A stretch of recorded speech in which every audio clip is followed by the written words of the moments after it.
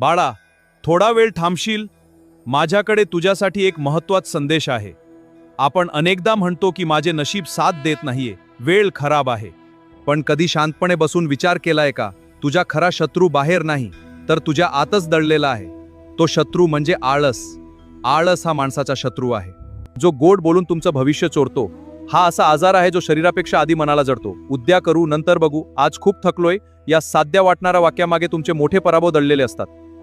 आळस फक्त काम न करणे नव्हे, तर मिळालेल्या संधीचा अपमान करणे आहे. भिवू नकोस, मी तुझ्या पाठीशी आहे. पण हे कोणासाठी? जो कष्ट करतो, जो प्रयत्न करतो त्याच्यासाठी. बसून राहणाऱ्याला तर देवही मदत करू शकत नाही. तुमचे हातपाय आणि बुद्धी देवाने दिलेली सर्वात मोठी साधनं आहेत. जेव्हा तुम्ही आळस करता, तेव्हा तुम्ही त्या ईश्वरी शक्तीचा अवमान करता. आजच ठरवा, तो उद्या कधीच येणार नाही. जो काही आहे तो फक्त आज आणि आताच आहे. झोपून पाहिलेली स्वप्न फक्त स्वप्नच राहतात.